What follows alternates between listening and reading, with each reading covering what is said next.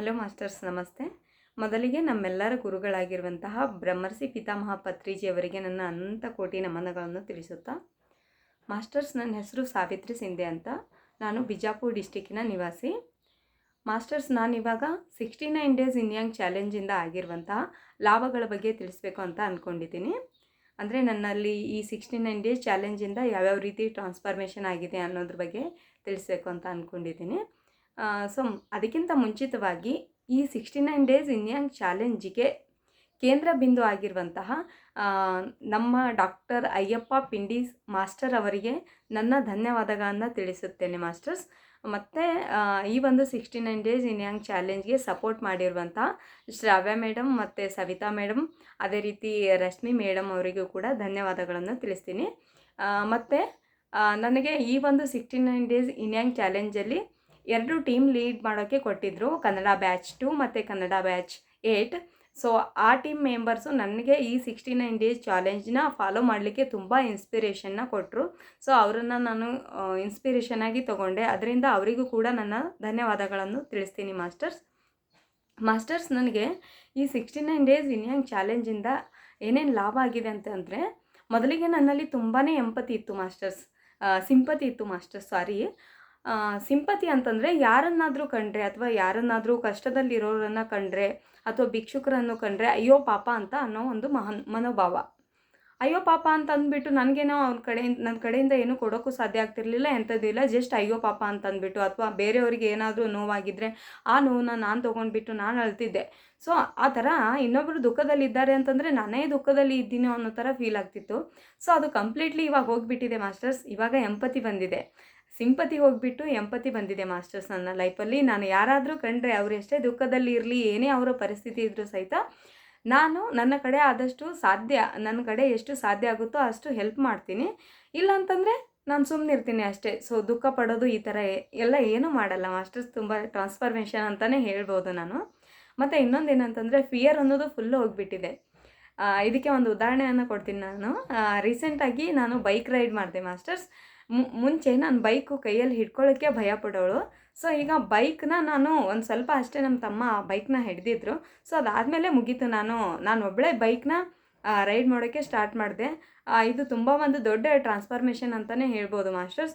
ಮತ್ತು ಇವಾಗ ಯಾರಿಗಾದರೂ ಮೆಡಿಟೇಷನ್ ಹೇಳ್ಕೊಡ್ಬೇಕಾದ್ರೆ ಮುಂಚೆ ಮೆಡಿಟೇಷನ್ ಹೇಳ್ಕೊಡ್ಬೇಕು ಅಂತಂದರೆ ಅಯ್ಯೋ ಅವ್ರು ಏನಂತಾರೋ, ಏನು ಬಿಡ್ತಾರೋ ಏನೋ, ಹೆಂಗೆ ಹೇಳಬೇಕು ಇಷ್ಟು ಜನರ ಮಧ್ಯೆ, ಹಿಂಗೆಲ್ಲ ಅನ್ನಿಸ್ತಿತ್ತು.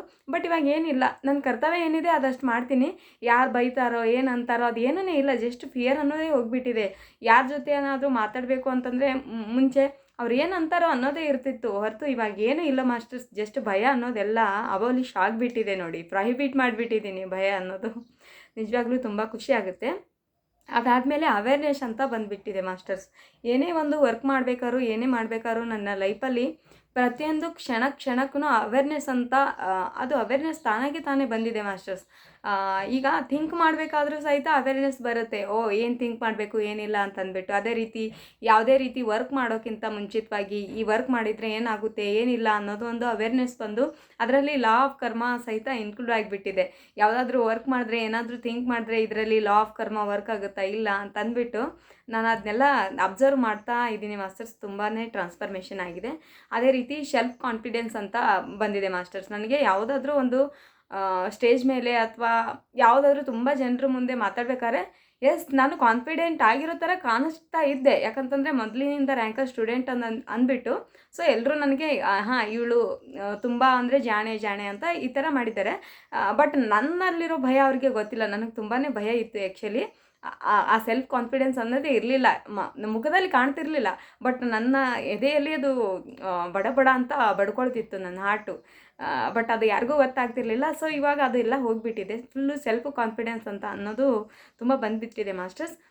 ಮತ್ತು ಸೆಷನ್ಸ್ ಕೊಡಬೇಕಾದ್ರೆ ಎಷ್ಟು ನನಗೆ ಕ್ಲಾರಿಟಿ ಇರ್ತಿರಲಿಲ್ಲ ಯಾವುದೇ ಒಂದು ಸಬ್ಜೆಕ್ಟ್ ಬಗ್ಗೆ. ಮತ್ತು ಒಂದು ಸಬ್ಜೆಕ್ಟ್ ಗೊತ್ತಿದ್ರೂ ಅದು ಯಾವ ರೀತಿ ಡೆಮಾನ್ಸ್ಟ್ರೇಟ್ ಮಾಡಬೇಕು, ಯಾವುದು ಫಸ್ಟ್ ಹೇಳಬೇಕು, ಯಾವುದು ನೆಕ್ಸ್ಟ್ ಹೇಳಬೇಕು, ಈ ಥರ ಸ್ಟೆಪ್ ಬೈ ಸ್ಟೆಪ್ ನನಗೆ ಗೊತ್ತಿರಲಿಲ್ಲ. ಸೊ ಇವಾಗ ಎಷ್ಟು ಎಳೆ ಎಳೆಯಾಗಿ ಬಿಡಿಸಿ ಒಂದು ಪ್ರೊಫೆಸರ್ ಯಾವ ರೀತಿ ಕ್ಲಾಸ್ನ ಮಾಡ್ತಾರಲ್ಲ ಆ ರೀತಿ ನಾನು ಸೆಷನ್ಸ್ನ ಕೊಡ್ತಿದ್ದೀನಿ. ಇದರಿಂದ ಎಷ್ಟೋ ಜನ ನನಗೆ ಕಾಲ್ ಮಾಡಿಬಿಟ್ಟು ಹೇಳಿದ್ದಾರೆ, ಮಾಸ್ಟರ್ಸ್ ಮೇಡಮ್ ನಿಮ್ಮದು ಅದು ನಾನು ಬೈ ಮಿಸ್ಟೇಕಾಗಿ ಅವರು ನಾನು ಚಾರ್ಟಲ್ಲಿ ಟೈಪ್ ಮಾಡಿರಲಿಲ್ಲ, ನನ್ನ ಬಾಯಿಂದನೇ ನಾನು ನನ್ನ ನಂಬರ್ ಹೇಳಿದ್ದೆ. ಒಂದು ಕ್ಲಾಸಲ್ಲಿ ಕ್ಲಾಸ್ ಕೊಡ್ಬೇಕಾದ್ರೆ ಎಲ್ಲರೂ ನಂಬರ್ ತೊಗೊಂಡವ್ರೆ.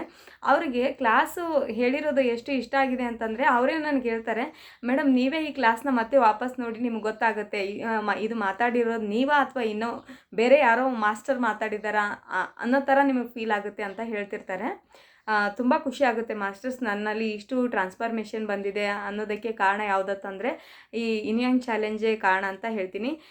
ಮತ್ತು ನನಗೆ ಇನ್ನೊಂದು ಏನಂತಂದರೆ ರೆಸ್ಪೆಕ್ಟ್ ತುಂಬಾ ಗೊತ್ತಾಗಿದೆ ಮಾಸ್ಟರ್ಸ್. ಇವಾಗ ರೆಸ್ಪೆಕ್ಟ್ ಕೊಡೋದು, ರೆಸ್ಪೆಕ್ಟ್ ತೊಗೊಳ್ಳೋದು, ಎಷ್ಟು ಜನರು ನನಗೆ ಕಾಲ್ ಮಾಡ್ತಿದ್ದಾರೆ ಅಂತಂದರೆ ಅವರೆಲ್ಲ ಎಷ್ಟು ರೆಸ್ಪೆಕ್ಟ್ ಕೊಟ್ಬಿಟ್ಟು ಮಾತಾಡ್ತಾರೆ ಅಂತಂದರೆ, ಒಂದು ಮಾಸ್ಟರ್ ಅಂತ ಮಾತಾಡಿದಾಗ ಎಷ್ಟು ಮೈಂಡಲ್ಲಿ ಆಮೇಲೆ ನಮ್ಮ ಹಾರ್ಟ್ ತುಂಬ ಫುಲ್ಲು ತುಂಬಿ ಬಂದುಬಿಡುತ್ತೆ.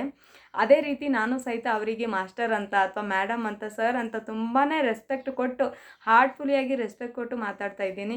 ಸೊ ಇದಕ್ಕೆಲ್ಲ ಕಾರಣ ಯಾವುದಂತಂದರೆ ನನ್ನ 69 ಡೇಸ್ ಇನ್ಯಾಂಗ್ ಚಾಲೆಂಜ್ ಅಂತಲೇ ಹೇಳೋಕ್ಕೆ ಇಷ್ಟಪಡ್ತೀನಿ. ತುಂಬ ಅಂದರೆ ತುಂಬ ಟ್ರಾನ್ಸ್ಫಾರ್ಮೇಷನ್ ಆಗಿದೆ ಸರ್, ತುಂಬ ಟ್ರಾನ್ಸ್ಫಾರ್ಮೇಷನ್ ಆಗಿದೆ ಮಾಸ್ಟರ್ಸ್. ಸೊ ಎಷ್ಟು ಹೇಳಿದ್ರೂ ಈ 69 ಡೇಸ್ ಚಾಲೆಂಜ್ ಬಗ್ಗೆ ತುಂಬ ಕಡಿಮೆನೇ ಅಂತಲೇ ಹೇಳ್ತೀನಿ. ಇವಾಗ ನೆಕ್ಸ್ಟ್ ಮತ್ತೆ ಸೆಪ್ಟೆಂಬರ್ 1ಗೆ 69 ಡೇಸ್ ಇನ್ಯಾಂಗ್ ಚಾಲೆಂಜ್ ಸ್ಟಾರ್ಟ್ ಆಗೋದಿದೆ. ಸೊ ದಯವಿಟ್ಟು ಇದನ್ನು ಯಾರು ಮಿಸ್ ಮಾಡ್ಕೊಂಡಿದ್ದೀರಾ, ಇವಾಗ ಎಲ್ಲರದ್ದು ಅನುಭವಗಳನ್ನು ಕೇಳಿಬಿಟ್ಟು ನಿಮ್ಗೆ ಅನಿಸುತ್ತೆ, ನಾನು ಮಾಡಬೇಕಾಗಿತ್ತು ಈ 69 ಡೇಸ್ ಚಾಲೆಂಜ್ನ ಫಾಲೋ ಮಾಡಬೇಕಿತ್ತು ಅಂತ ಅನಿಸುತ್ತೆ.